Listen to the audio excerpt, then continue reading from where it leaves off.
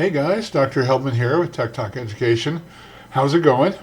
So I want to take a few minutes and talk to you about expectations for careers in the cybersecurity field and maybe just help you to set your expectations a little bit differently than you might be already assuming you can go into the industry doing. So this is going to be a quick movie, but I think it's an important one. So let's get started.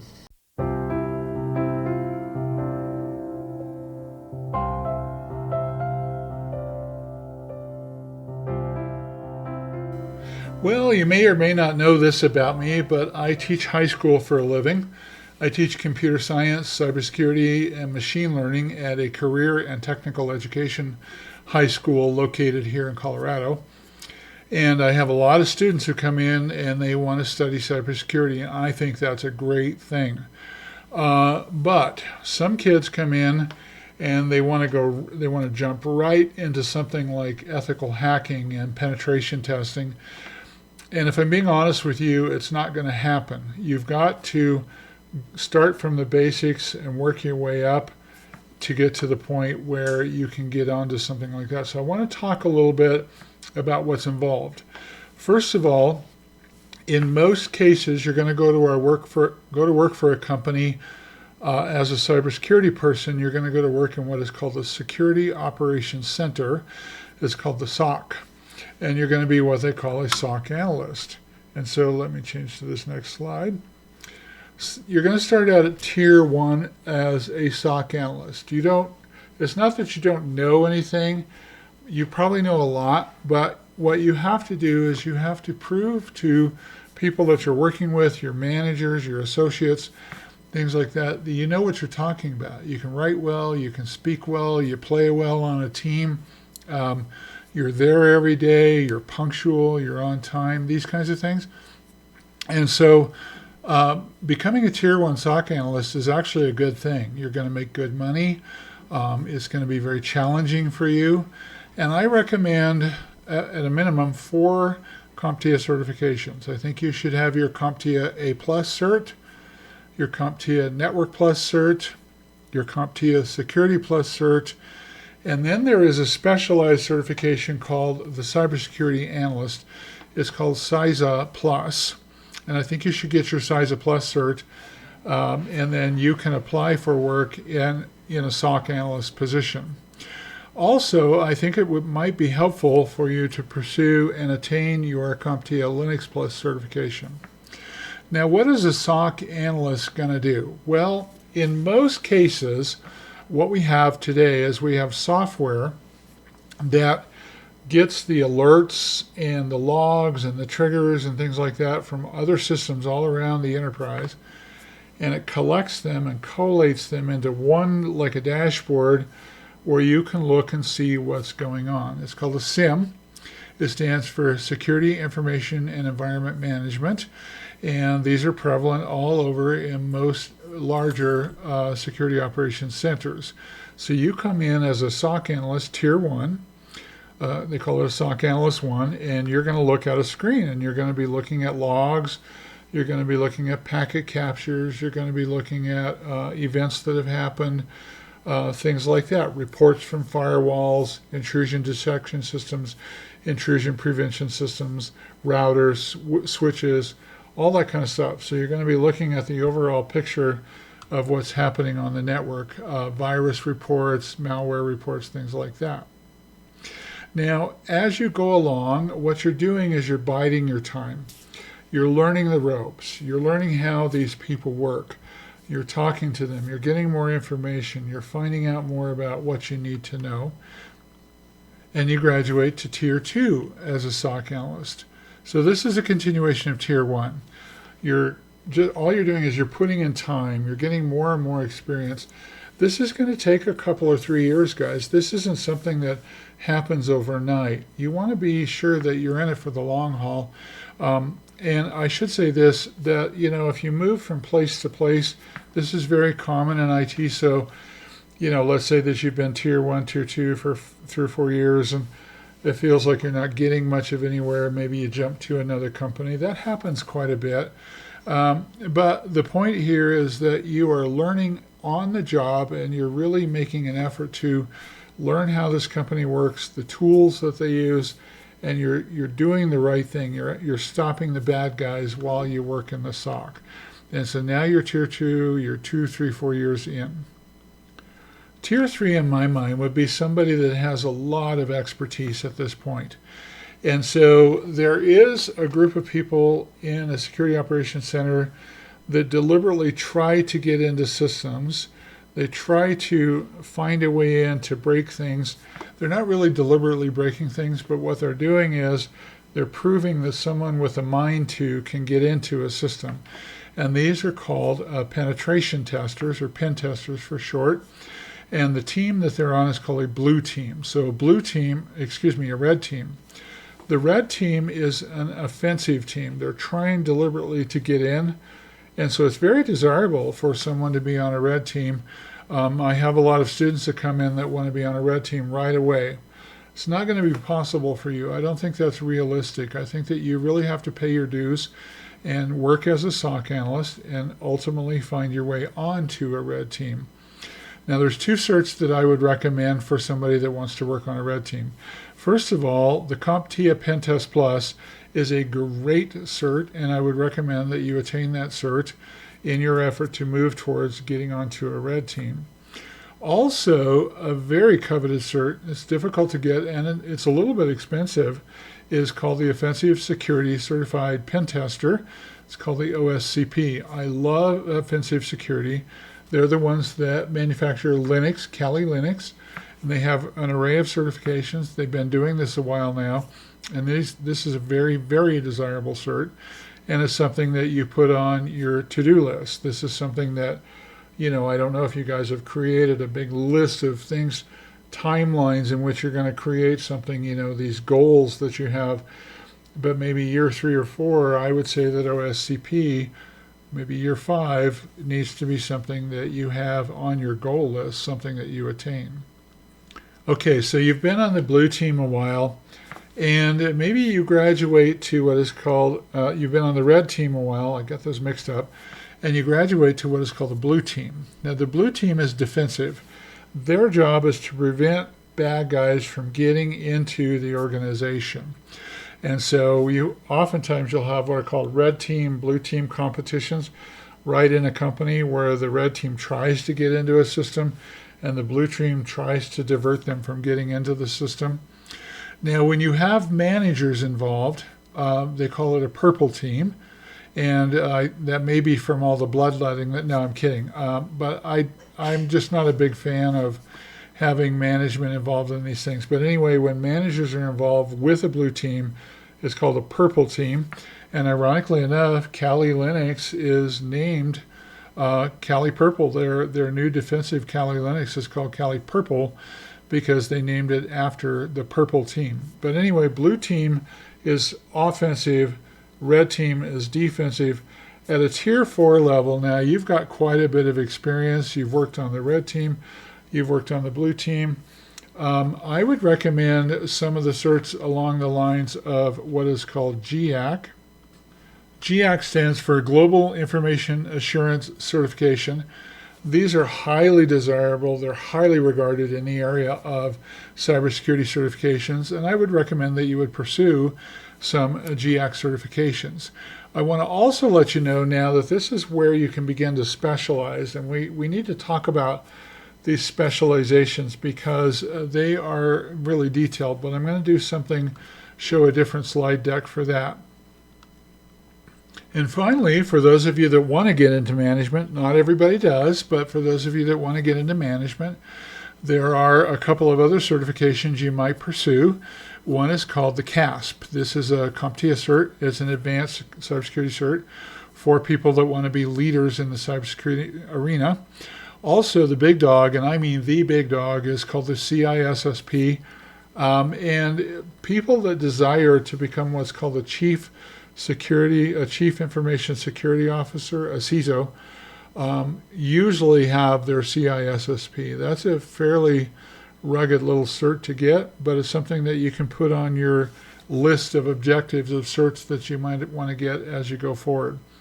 Now, somebody that's working in management in a cybersecurity office is managing the technical people, and they are responsible for more things like procedures and ways that we are going to do things. And these are the principles that we're setting down. So they're not as in the weeds with the technology as they were before. So I want you to be aware that once you graduate to the CISO level of things, it becomes a much more managerial job than it does a technical job. Okay, so I talked a little bit about what is called a SIEM. It stands for Security Information and Environment or Event Management tool. It's called a SIEM, Event Management.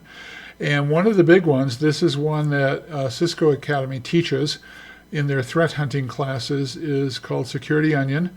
It's open source, it's free, it's worth your while to download and play around with. And one of the things you need to know about Security Onion is that a lot of times what's happening is we are looking at packet captures. So we've used something like Wireshark or some other tool like that that is actually capturing the packets that flow across the wire. And we get what's called a PCAP file. It's a packet capture file. And we're looking at the actual packets that go on, the information that traverses the network. And you can see, it's pretty amazing. You can look in there and see what's happened and what's going on, where it's come from, what it's trying to do. So Security Onion is good for stuff like that. It's also acting as a SIEM, so you can look at the alerts, the logs. And one thing that you should know about is that there are two sorts of events that you might trap. There are what are called agented traps, where you have an agent, a software agent, that you're installing on a device. Let's say that you have a lot of Palo Alto security gear, ITSs and IPSs, things like that. You can put agents on that gear, and it will report back to the SIEM what has transpired on that gear. Or there is agentless, which is you're going to have, say, Microsoft Windows Server forward to you the logs, the alerts, things like that, relational database management systems like Oracle, Microsoft SQL Server, MySQL, things like that. They can forward the logs to you, and you can have that as like a dashboard kind of a thing where you can look and you can see what's actually happening and what's going on. That's called a SIEM, and you can see here that you have dashboards, you can do threat hunting, you can get alerts, there are cases, you can do a PCAP. So if you take a couple of classes through Cisco Academy, a threat hunting class, they will teach you how to use Security Onion. I'm not going to lie to you, it's a relatively rigorous software to learn. It's not the only SIEM out there either. There are lots of companies that make their own SIEMs. And so it could be that you go to one company that's using this SIEM and another company that's using that SIEM. But the idea is essentially the same. It's a one-stop shopping environment regarding the security infrastructure. Now, I do want to show this to you. TryHackMe has a really great class. Let me refresh the screen. I love TryHackMe. I love Hack the Box. TryHackMe and Hack the Box are both based out of the UK. If I'm being honest with you, TryHackMe I think is a little bit more suitable to high school or early college level, whereas TryHackMe can get a little bit more in detail. And I love this course. It's called Intro to Defensive Security. So when we hear defensive, we're thinking blue team here, not red team. And so the idea is you're going to prevent intrusions from occurring, and you're going to detect intrusions when they occur. Now what you've got is you've got these different systems that are pointing to you, and you have you're going to perform user cybersecurity awareness, meaning you're going to train your users not to tape their password underneath their keyboard. I'm only kidding about that halfway. There are people that still do that, but the idea is that you want people to be aware of their computing security so that they're not doing foolish things. This is huge, documenting and managing assets.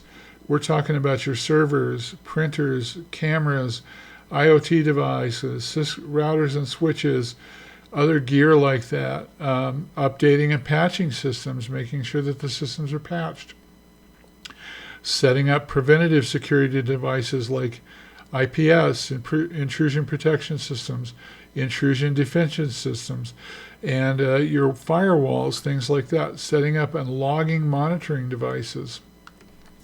And this is where a SIEM comes in. The SIEM is the thing that's going to log and monitor the devices. So you'll work in a SOC. There are people that do what's called threat intelligence. We'll talk about that in a minute. There's a thing called DFIR, which you should know about. And then there are people that do what's called malware analysis. So the answer to this is, which team focuses on defensive security? It's going to be the blue team. Now, there are areas, and you can see that these people are looking at a SIEM. They've got like a global dashboard here. They might be looking at a couple of websites that are like Talos that are showing them what's going on worldwide. It's amazing all the information that you can get off the internet these days, but keep in mind that there's a SIEM there somewhere where somebody like this is looking at logs that are coming in off of the system. Now, you're going to get logs off of the web and off of your devices and firewalls, and you're going to boil that all down into an alerting system that's going to go into a SIEM, and you're going to be able to see everything that's happening. Now, there's this thing called threat intelligence, and that's basically what you're doing as a SOC analyst. You are trying to decide, are we being hacked? Is there a virus on the network? Is somebody trying to aggressively get into a system? Those are the kinds of questions that you're asking. So that is threat intelligence. You're essentially an intelligence officer that's making decisions about your equipment. Now, believe it or not, there is a lot of this that goes on. These organizations are being attacked constantly, and so it's not a dull job, as I might be trying to paint the picture. It's not that way at all. It's not like a security guard, who patrols 10 years in some place, and there's one time where they have somebody that tries to break in. It's not like that. It's actually really, really frequent, and so you're analyzing and you're saying, am I being hacked? Is there something untoward going on? Now, I want to talk about what's called digital forensics and incident response.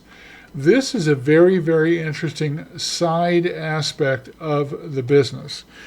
Digital forensics means that you are probably a law enforcement officer.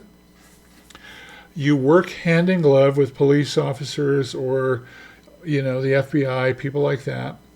And somebody is a bad guy, and you figured out who they are, and you know where they live, and you're going to go to that area, and you're going to break down the door, and you're going to go in and get those computers.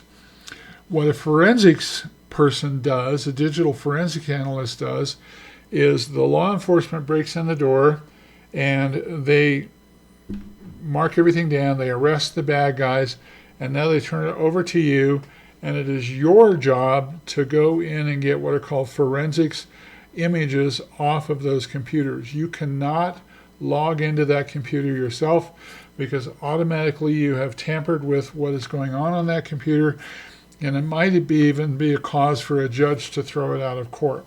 So the idea here is that you take what is called a digital forensics image, and it's really cool. There is hardware like this that will allow you to catch an image off of a computer, a phone, a camera, things like that, and you can do it in such a way that you have a copy of the image, but you did not touch the computer itself. Even the RAM, you can get what's happening in RAM. You do not shut the machines down. You get everything that you possibly can. And then when you say it's all clear, then you can shut the machines down, impound them, and bring them back for further investigation. This is so cool. So it's called Digital Forensics and Incident Response. It's called DFIR. Now I have a book that I want to recommend to you. And the book is called Digital Forensics and Incident Response. Oddly enough, it's in its 3rd edition. I have 2 favorite book companies. One is called No Starch Press, nostarch.com. I love these guys. I have 1 million of their books. And I really love Packet Pub. It's PACKTPUB, packetpub.com. Packet Pub is based out of Europe. And they have a book written by this Gerard Johansson guy It's called Digital Forensics and Incidents Response, and it's very, very good. So if you're interested in finding out more about DFIR, I recommend that you purchase this book. This book is very good, and it's going to teach you all of the ins and outs of how to be a forensic analyst. Moreover, if you're just now getting into this and you're getting these certs and you want to work in a SOC and stuff like this, and you envision that you think you might like to get into forensic analysis, I would recommend that you pursue a bachelor's degree in law enforcement because typically these guys that are in the DFIR realm come out of law enforcement. So that's something to maybe think about. Okay, so that's DFIR, and they talk about what they do. They look at the file systems. This is actually more complicated than you might think. They look at the system memory, all the RAM. They look at the logs. They look at the network logs. And then they are able to block something that's happening. So it requires a lot of preparation and training. These guys are very highly technical. There's a lot of detection and analysis that goes on.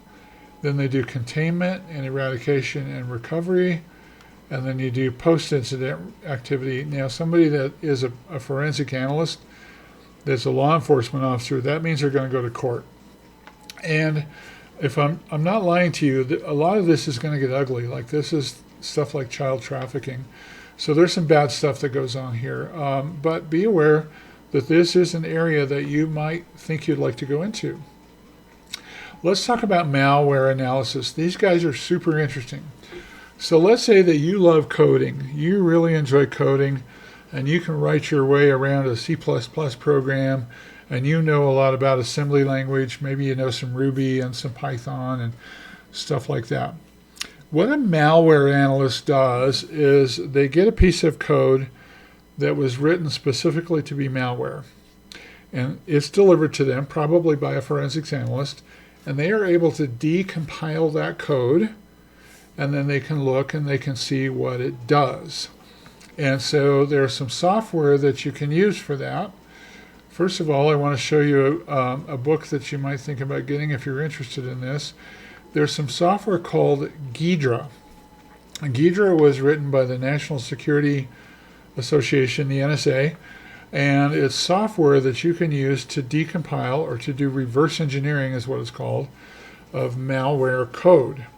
Now, this isn't easy. This is not a walk in the park.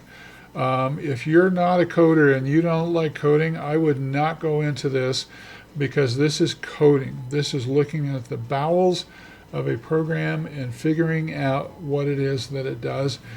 And typically it's going to require extensive C++ knowledge and probably some pretty hefty knowledge of assembly language. Another program that you might think about is called OllydBg, OLLYDBG. And here it is right here. This has been around quite a while.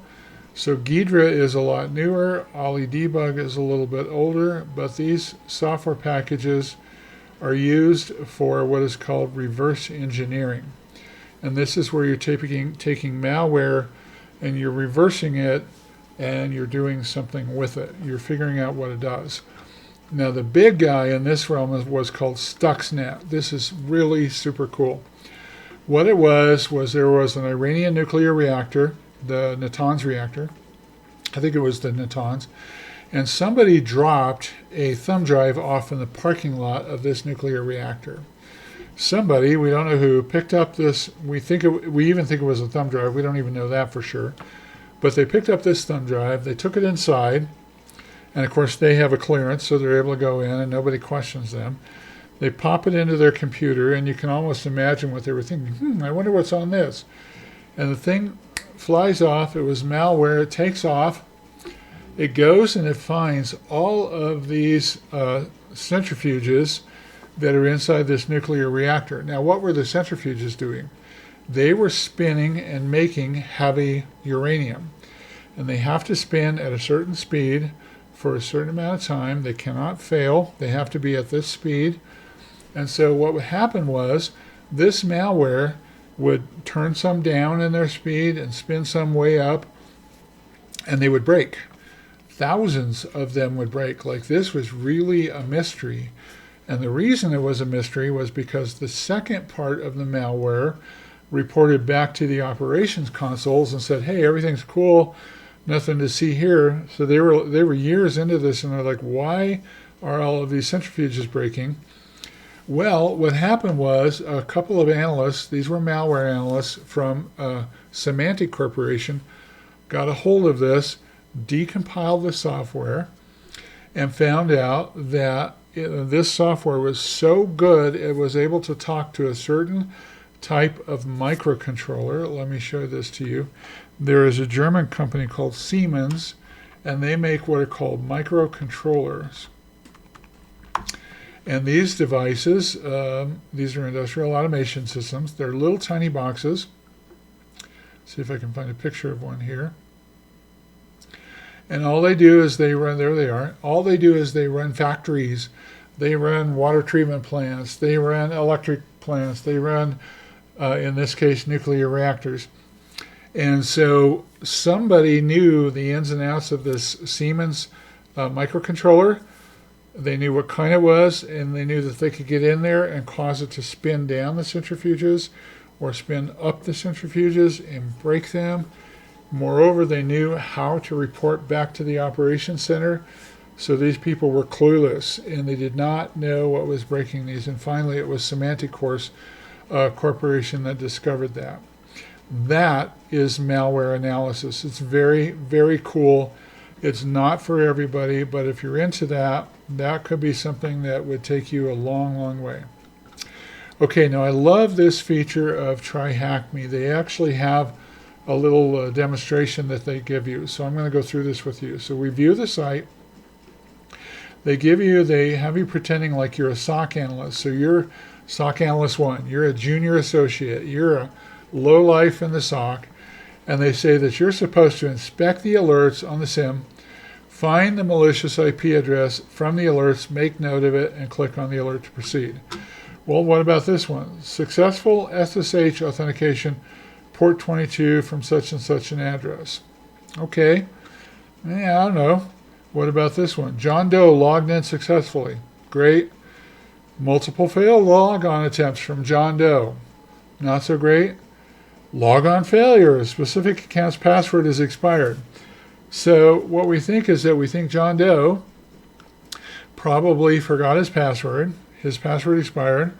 He tried to change it several times. It failed. You know, typical user, they have a lot of problems trying to get their passwords redone. Finally gets it done, logs in okay.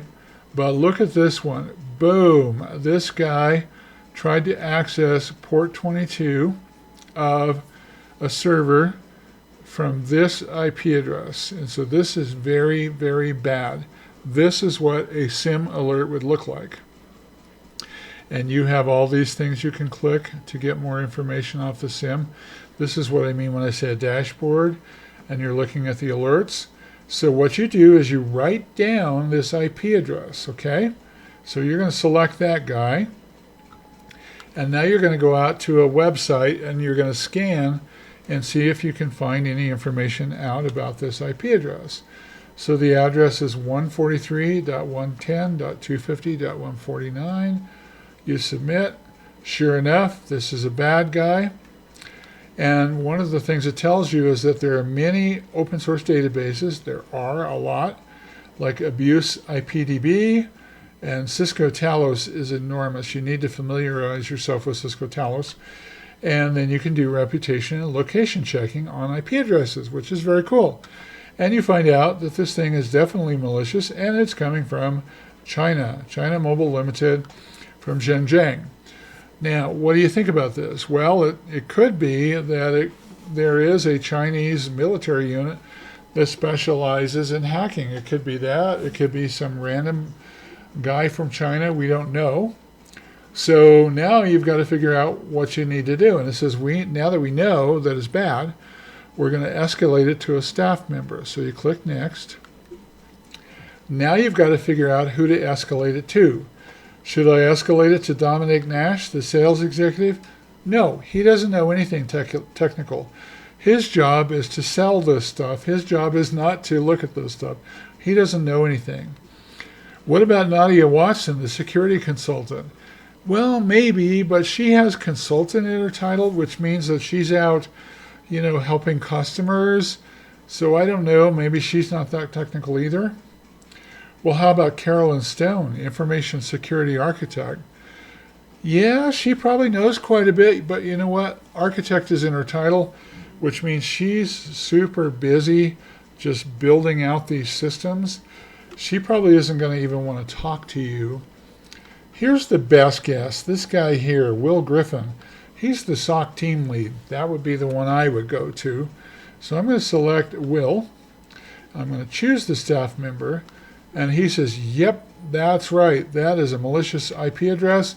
I want you to block it. So he says, you got the permission to block the malicious IP address. You got the permission. Get it? You're a SOC Analyst 1. You're not going to do anything without asking somebody else, hey, how high should I jump and how long should I stay up there? So I want you to get this, that you're not going to go in as the big heavyweight dude in an environment like this without having a lot of chops. You've got to earn those chops. So we put the IP address in there and block it, and boom, now we've earned our flag. Now capture the flag is part of Try Hack Me. So everything you do in Try Hack Me, you're going to capture a flag, and you get this flag, and that means that you can move on to the next course. Okay, I just wanted to level set you on what to expect in a cybersecurity career. I don't want you thinking that you can just go out there and randomly get on, a red team, be a pen test analyst immediately. You cannot do that. I had a student in class a couple of years ago, and he's like, dude, I want to be a pen test analyst. And I'm like, that's a great thing to be. And he goes and he takes his CompTIA Pen Test Plus test and fails it. He takes his CISA Plus test and fails it. He's now studying for his Pen Test Plus, his Security Plus. He's 20 years old. But not to be outdone, he said, well, I'm just going to go out and hang up a shingle with a friend, and we're going to go into the pen test business ourselves. As a couple of young bucks, we're going to be pen testers. And it's like, dude, you're not going to make that happen. These are multi-million-dollar companies that do this for a living. You're not going to outpace them. You've got to pay your dues. And I really want you to hear that. You've got to pay your dues, bide your time, learn what you learn, know what you know to get into the advanced arenas into cybersecurity. Okay, that's all I'm done. I'm done preaching to you. I'll talk to you in the next video. Thanks for listening. Have a great day.